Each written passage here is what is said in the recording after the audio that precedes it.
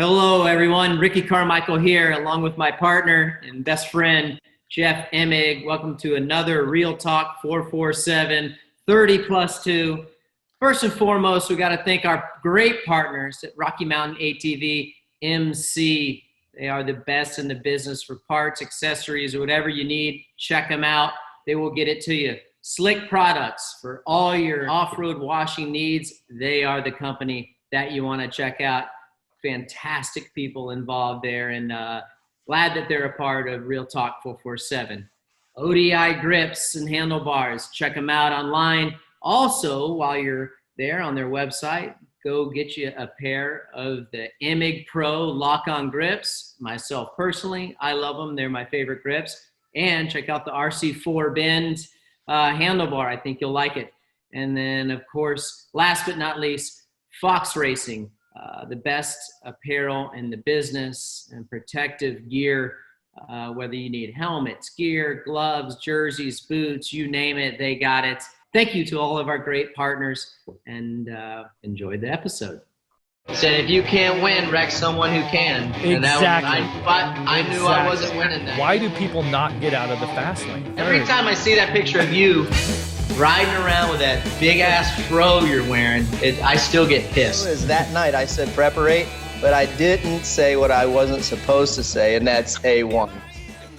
Welcome everyone to another episode of Real Talk 447 30+2. We got a good one coming on. It's going to be a lot of fun. We're going to be hashing out Loretta Lynn's round 2, the Lucas Oil Pro Motocross Championship Series. It's been a great one. Jeff, my man, I would say that Mother Nature has not been on these guys' side so far. And man, it was a banger and a lot of mix up in the points championships, a lot of unexpecteds, some new winners at the same time. And what'd you think, my man? First off, I think we should drop the gate on 30+2, starting right now. All right. Man, dude. I mean, 2 mutters in a row to start off the championship. I mean, it's really difficult. I mean, it showed it with what the riders had to go through, what the machines had to go through, and that's obviously just part of motocross. You know, it's so different than other forms of motorsports and other sports in general. You know, rain or shine, we go. I always really get amazed at times when I watch how bad the conditions are, and yet the motorcycles still go around. Now, there were a couple of guys that got stuck again this weekend. Yes. And I just watched the highlight. I think it was the second moto where Hart Raff helps Hampshire out of the mud. Like, well, I'm stuck or my bike blew up, so I'll just help you out. I mean, it's crazy. This is, a difficult way to start the championship. I think Hart Raft, we got to give him a shout out here on Real Talk 447 30+2 edition.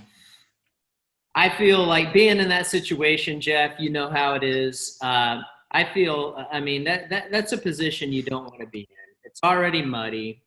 You're completely not vibing with track conditions. Your bike, at that point, right? your bike quits on you. And then, like you said, he helps a fellow competitor, RJ Hampshire, picking up his bike. I think pulling it out of a rut. He was like stuck in a rut. So right. I think he gets the sportsmanship award of the weekend for sure. To do that just shows you what kind of person that Hart Raft is, and I had a chance to talk to him a little bit during the Supercross series, and just a great person. And you know what, his actions spoke for that this past weekend in Loretta's. But Jeff, I mean, you know, I mean, the last thing you want to do is help someone out. Help your competitor out. Yeah. Kind of, you know. Hey, do you remember, man, I don't know what year it was. When you cut me off on the start at US Open in 90. Dude, did you watch the video? You actually had the start. If anything, you cut over on me going into the first turn. That's for another day. Let's don't get caught up in something that happened 21 years No, ago. it was real popular on the gram today. I see it. You Hey, probably felt really good about yourself. Okay, do you remember? Yeah. Do you remember at Southwick? Had to be at least 10 years ago when Will Hahn, his bike or Will was picking up his own bike and somebody else's bike was laying on the guy. I forget who it was. And Will drops his bike, goes over and lifts it off the guy. It was probably burning him or something. That was right there in the same vein as what Hartraft did. And Will Hahn, he definitely got the Sportsman of the Year award for that one. Yeah, sportsmanship of what the year year. was that? I wasn't. That was 10 years ago, I don't think. Probably. Was it? Dude, hey, maybe. I'm telling you, dude. You go back. Yeah, that was 2015, and they go, no, it was 2008. You remember? They're like, really? I don't remember what year it was. Will was still riding for. That was Geico Honda year, if I remember correctly. So. Yeah, it was, but yeah, that was great, and I think at the end of the day, when you're in that position, I think the racing gets put aside, and the greater good of yourself and just that human element of being a human kind of kicks in, and I think that was the display of what Brendan Hartraft did this past weekend, and of course Will Hahn back in the day, and several other people. Actually, I did the same thing to James Stewart in Unadilla when he jumped on me. You know, there's something. Oh yeah, you lifted his bike was on him and you flipped it off him, right? Yeah, I think so. I think. Do you want to talk about that incident at all? Do you want to? Are we going to break that down? Yeah, I just think the biggest thing was, well, first and foremost, it was my fault for being in the position to even to present what happened. I was leading. I fell down in the first lap. That right-hander, basically, I guess it would be turn one there, and so I put myself from behind, had to play catch up, and then as I was coming up through the pack, I was able to make a good clean pass on James, and I'm thinking everything's good, no cheap shots pulled, no need for retaliation. The next thing I know, I just get landed on. And at the end of the day, looking back, it was just he wasn't anticipating me going to the inside, which was surprising to me because he's a very intuitive rider. He should have known that. I feel like he should have known that I was going to kind of block the inside there and check up just a little bit, but it is. The old Unadilla was the absolute best, the most fun layout because of how the track shaped up, and it was always an inside outside that you were. Oh, you don't think so? Dude, that section where you drop down there and then you can either go wide and then the step ups after that, that track was so good with inside outside and crossing, but what you were getting at is he didn't anticipate you blocking that line and going to the inside. He landed right on top of you. What year was that? 05, that was 06? 2000. That was 2005. Then the reason is because like I said, James is such an intuitive rider, and he would have known that I would have anticipated him to go back to the inside and block.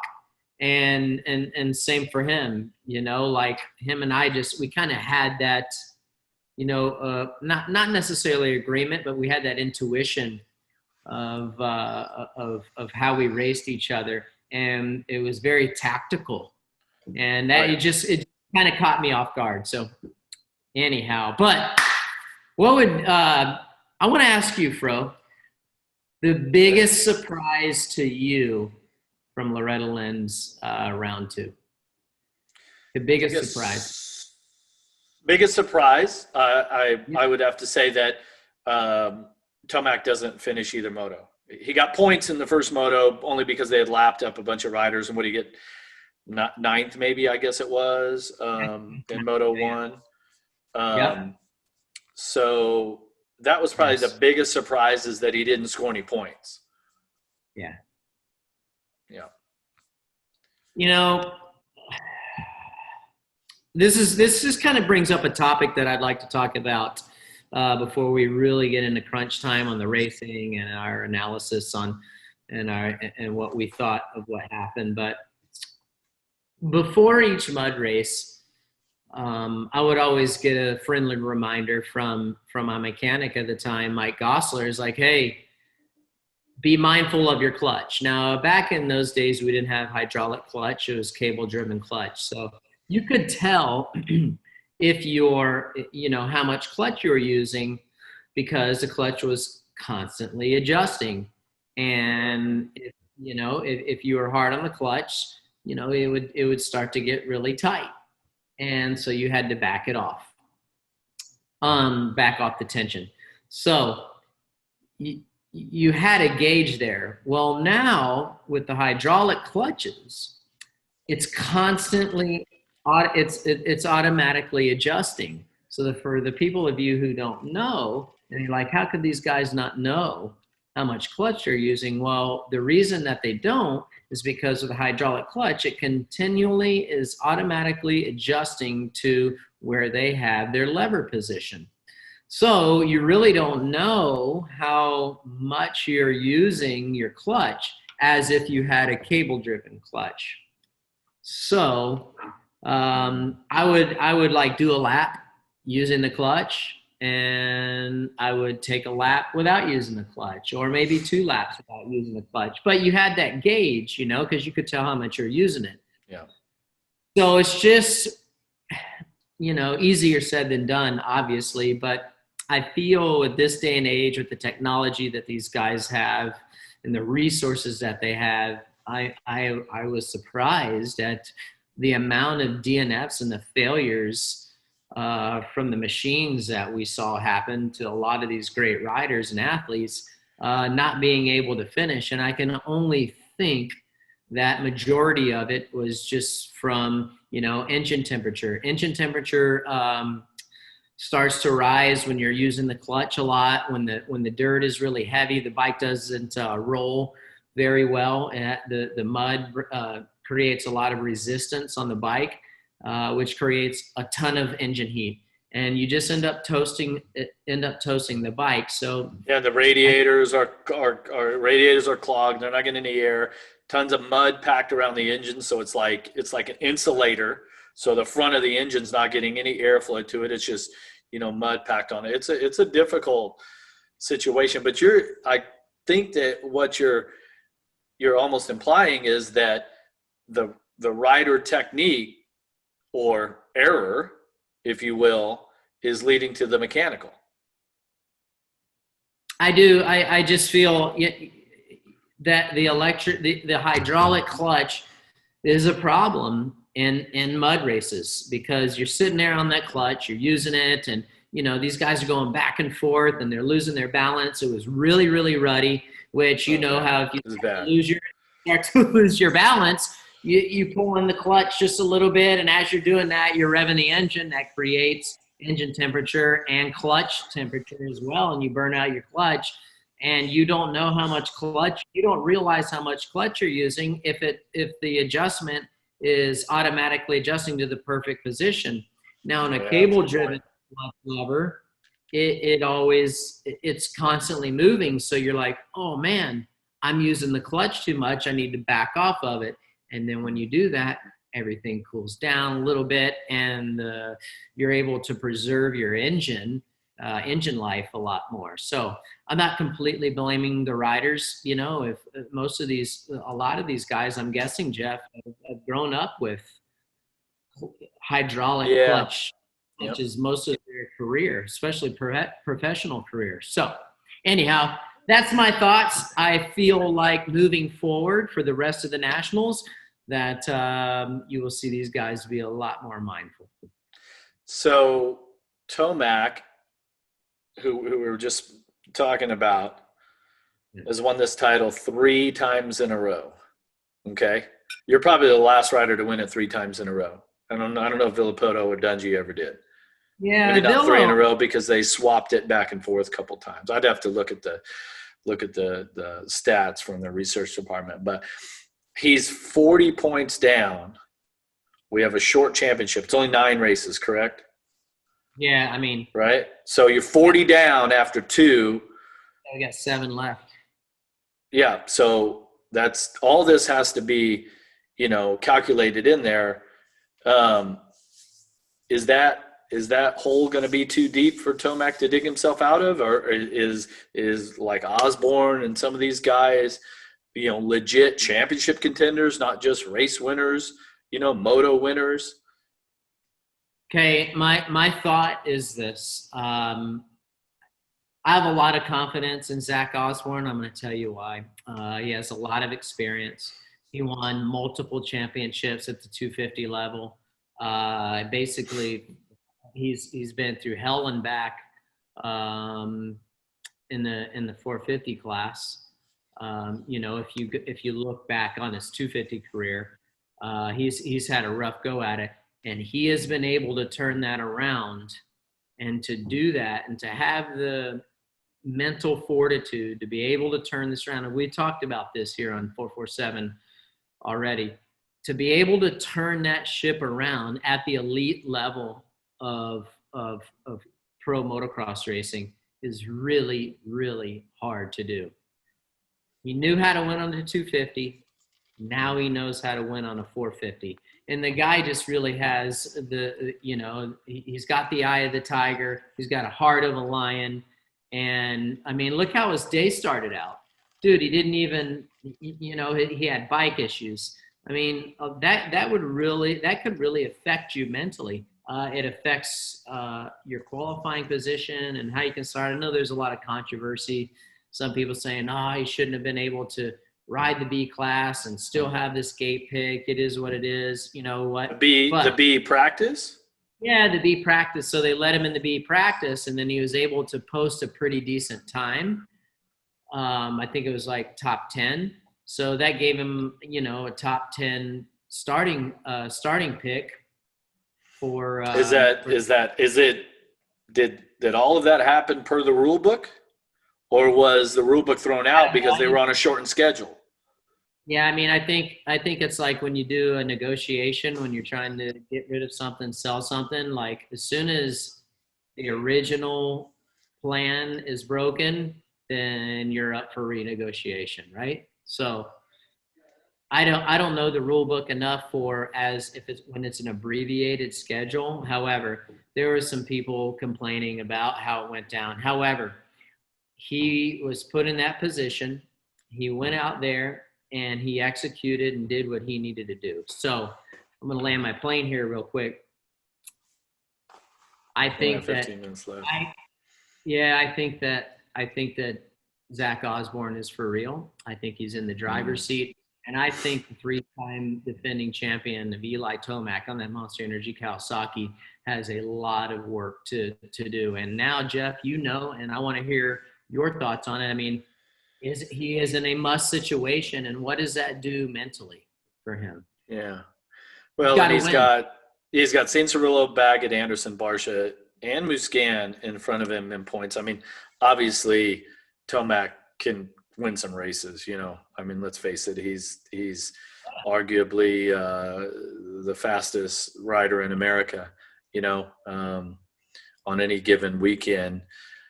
And we'll just have to see how he faces this adversity.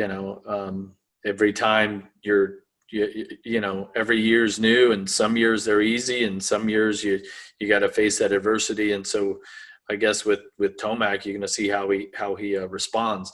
One thing I feel is that the reason why he was able to win the Monster Energy Supercross Championship this year is because of how he responded to adversity during the championship. And he didn't really have those, he didn't really just completely throw it away, and he managed it well. And so maturity, just being smarter, wiser, more experienced. I think he's got it in him, but boy, it sure would be great if we are 7 races from now. We're 6 races. We're coming down to 1 to go, and we've got 2 or 3 of these guys battling for the championship. So. Yeah, certainly. I think it's regardless. He's in my opinion, he's up against some really tough competitors. Jeff, you named them. Those guys are, they no slouch. They have their strong points, and they also think that they're in it for the championship, and quite frankly, they are. But the 16 of Zach Osborne on that Rockstar Husqvarna team they're going to have their hands full. Anything can happen, but it's going to be a lot of fun to watch. It truly is. Tomac has the speed. There's no doubt about it. Yeah. Hey, why is it that a guy like Barcia can go out and win a moto or a main event or something here and there? Every now and then he can go out and get it done. What keeps him? He's been such a great rider throughout his career, championships all along the way until the top step here, until he's on the 450. Why is he so inconsistent? What happens there? Maybe you're the wrong guy to ask because you had so much consistency, Well, yeah, I'm the wrong guy. And that's a great question. I'm the wrong guy to ask, man, because if I knew the answer to that, I could have made a lot of guys champions because there's so many guys. You take Justin Barcia. Dude, the guy has won Anaheim 1 several times, and he's had the speed to win other races, and he wasn't able to close it. You can go. There's a laundry list of people that have been in that position. And I think I can't tell you. Just straight up, I can't tell you. I'm not going to sit here and speculate. I wish that I knew because, like I said, I would be able and you would be able to help these riders achieve their dreams. And that's to be, premier level of racing champions. And I just think this, it's something mentally. I really, truly believe that. And even for yourself, Jeff, I don't know that we could ever understand how you can be so dominant one weekend or one moto, and then the next moto or the next weekend just roll around 5th, 6th, or 8th. But you haven't. I don't think you have. Let me think about your career. You haven't whole shot a 450 main event in Supercross and finished 14th without falling with the number 1 plate on your bike before, have you? I think I got you there. When was this? Seattle 98. I never fell. I could not get my focus. I get the whole shot and finished 14th. I never fell. Reigning champion. That 98. Hey, that 98. Glad I can.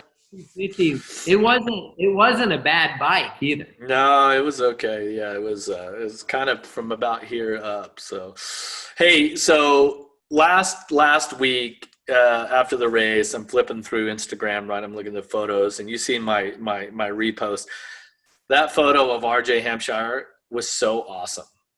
Yeah, it was his epic. face is all muddy and he's smiling, and I'm like, it really took me back. And I know there were a lot of these younger dudes in the 250 class that had career best, had really good days. Some guys were back and forth. But that one to me really, him winning that moto, which he's won a moto before, but it's his first one now that he's with Rockstar Husky. It's so rad to see these guys when they achieve this, and it's kind of, I don't want to say that's unexpected, but in those conditions that were just absolutely horrible, and you see him smiling, and it's like, that's what it's all about, and then you get Alex Martin that gets a moto win, super stoked for him. His brother gets the overall, Jeremy gets the OA. It was pretty neat. There were a lot of really cool stories out of the 250 class last week, I thought. Yeah, it certainly was. It's cool too to watch the Martin brothers, Alex and Jeremy, running up front. I got to give it up to, we talked a little bit at the top of the show about bike preservation. You could see Jeremy Martin there preserving his engine and getting it to the finish line to get that overall. Could he have caught his brother? More than likely. Yeah, I feel like he could have, and that's not taking anything away from Alex Martin. I thought he was an incredible ride. And by the way, I heard this week that that was the first moto that a RMZ 250 has won in the outdoors in a decade. Think of Really? that, dude. That's what I heard. Since Dungy got off I of mean, Suzuki? yeah, one can Wow. only think. But you look at Jeremy Martin. I mean, what an incredible ride and playing the long game and just kind of pulling back. His bike was smoking. I mean, his bike started smoking. I was sitting there watching. I was tuned in on the NBC Sports Gold app watching bike smoking. I'm like, oh, dude, this thing's gonna grenade. And he didn't. It didn't. He manipulated that thing, took a step back, probably got off the clutch, and just rode it on in to capture his first victory since that horrific almost career-ending crash he had at Muddy Creek several years ago. Man, Yeah. kudos to. Yeah, that was pretty rad. There were some other riders here, these young riders in the 250 had Styles Robertson, right? He goes 12.7. Lance Kobush out of like nowhere. It's like, where's he been for a while, right? Super talented kid. He goes 16.8. Carson Mumford goes 5.20. But all three of these young guys, they get a top 10 in a moto. And so does that mean anything? Does it show us anything? Because on the flip side, you got McElrath, who's up front both motos. I forget what his scores even were, but it definitely he rode back to an 8.3. I personally feel like it does. For these young bucks, these young stars coming up, I feel like it shows us a little bit. Really looking for a drier track to see what they got. They did pretty damn good in the conditions that they were faced with, which were less than spectacular conditions. So I think they definitely did pretty darn good on those conditions. But I really need a more realistic race condition to give my true analysis on it. Yeah, well, I guess we'll see. We'll see sometime. And I'm happy. 250 class. I'm sorry, 250. Man, I'm dating myself. The 450 class had some surprise results there. The first moto with Tickle being second. Freddie Noren, I believe, was fourth. Pretty cool rides for those guys. Thoughts on that? Can they duplicate that on a dry track? Well, I certainly believe that it'll be much harder for them to do that. Realistic track conditions. But great to see those guys up there. And what they need to do is take, and Jeff, you know this, they need to take that confidence and bring that into a realistic track condition situation that they're probably going to be faced with, hopefully here this weekend at Ironman. That's what I'm hoping for. So my eye will definitely on it. You think about a guy like Brock Tickle and what he's had to go through the last couple of years. And we've had this conversation here on Real Talk 447, I think last season when all the stuff went down with him. So, I mean, for him to just be out there and be in the position that he was in, I'm very happy for him. Noren, awesome job by him as well. And that whole JGR Suzuki team, I mean, they needed a weekend like that. They needed a nice shot in the arm and to give everyone, including the riders, a nice boost of confidence going into Ironman. Yeah, definitely. So also, not the JGR Suzuki team, but how about Max Anstey in the second moto? The English rider coming over here, Had the ride with was supposed to be on the star team and all that. Gets injured straight away. Picks up this ride. I'm not even sure. Was HEP it? Suzuki. Oh, I it's believe. HEP. Okay. So he's on the Suzuki 450, and I thought he was going to win the moto. I'm sitting there watching the race, and I'm like pulling for him. Not because I didn't want anybody else to win or anything like that, but I just feel that, he's such a good dude. And I'm like, he's got this. Like he's old enough, mature enough, been around the block enough, right? He's won Motocross of Nations in his class and all this sort of stuff. He's got the experience. And they switch, they go camera cut, and you see him stopped behind a lapped rider that falls in front of him. Son of a bitch. It's such really, really. I mean, that can happen. Come on, really? I know, right? He's so close, and it's such a feel good. It's such a feel good story. It truly is, and I love seeing guys like Max ride like that. I mean, and he's capable of it. I mean, you just rattled off some of the races he's won, and racing against the best guys in the world, especially Motocross of Nations, the rides that he's had at that event. I mean, you're racing against the best guys in the world, 3 top riders from each country. And he's went out there and put on epic performances and rides. So you knew that he was capable of something like this. Just when were you going to be able to see it? And we were able to kind of see that here. And I feel like we haven't seen the last of Max Anstey for this season. And such a bummer though. Like you said, they're working the camera angles, and they come back, and he's like parked on that one left-hand sweeper there, like in the sand section. Yeah.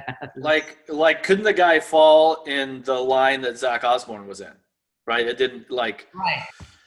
Dude, I mean, we've all been there before, I mean, but I guess that's just part of motocross, that's part of what makes winning so rewarding, is because it's so damn hard. And when you make it look easy, it's like you almost take it for granted. Oh, time's up. 2 lap boards out right now, bro. That went quick. When you get on that roll, like you had plenty of rolls in your day, but it's not easy. And those moments like that last weekend at Loretta's number 2, you realize that, man, it's so many things have to happen right. And there's, that was no fault of his own, I guess, unless, we didn't really get to see if the guy fell like from one rut and he was in a different one and the guy falls in him or whatever. But the end result is that sometimes you got to get a little bit lucky also. You certainly do. He needs a little luck. I want to share with our viewers and our listeners something that you told me, and I'll never forget this. It was when we were teammates at Factory Kawasaki. 1999, I believe it was. And you told me this. I'm like, damn, he's totally right. When things are going well for you and you just can't do anything wrong is when you go into a first corner and you're like 15th and nothing happens, and you come out of the first corner and you're like 8th. Or better. Huh? Yeah, or better. Just like that, it's like the sea just parts, and you go, okay, I'll go through here.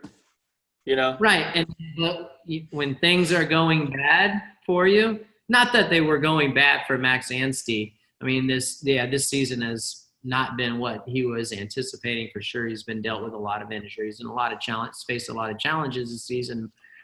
But what happened to him would be one of the times that you told me, but when things aren't going well, you can get like a 3rd or 4th place start, and then some dude just cleans you out and you fall down. Right? That's how you know. It's just not your year. When things just isn't your year. Yeah. Well, so we got our 30 minutes is up. We got 2 more here. So, right. You got something? Or you want me to take these last 2? Okay. No. Hang on. I think we'll do 1 and 1. I'm checking. What exact town is Ironman in? Crawfordsville. Crawfordsville. That's where I was going. Crawfordsville, Indiana. I was just looking at the path of Hurricane Laura. Okay. Daily. Oh, they're good, dude. Yeah, but I was looking at the path.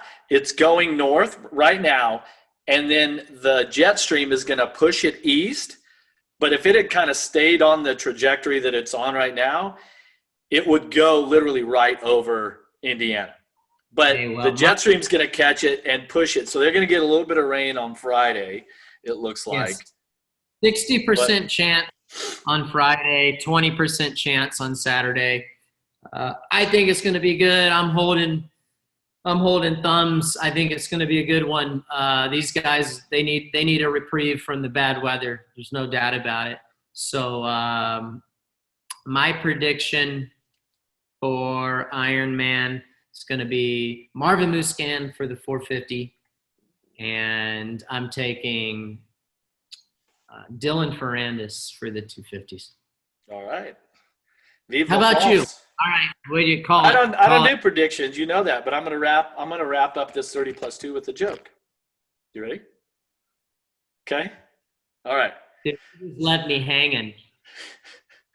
So, a guy walks into a bar and asks the bartender for a Corona and 2 Hurricanes. The bartender says, "That'll be 2020." And that's our show. That's our show. What a hell of a send-off by my great Oh, all right. Well, everybody, thank you so much for listening or watching this episode of 30+2 Real Talk 447. Thanks to our sponsors, RockyMountainATVMC.com, Slick Products, ODI Grips, Fox Racing. Ricky, as always, I appreciate it. It's been fun. It has a lot of fun. And, I don't really like going back to the prediction thing. I mean, that's just anything can happen. I almost like just saying stuff just so people can give me a hard time. So either way, it's going to be a great round. I mean, these guys, the battles have been epic. I mean, we get to watch the best athletes in the world. Have a lot of respect for all of them. It's been a lot of fun to watch the changing and everything moving around, and it's just, you just never know who's going to win. So I think we're all guessing if we ever try to make a prediction because everybody's just too good. You got that right. All right. This is the Andrew McKeague Band. This Old Lie. Thanks, everybody. See ya. Dude, can you imagine we could do the whole thing? Oh, I forgot to press record. All right.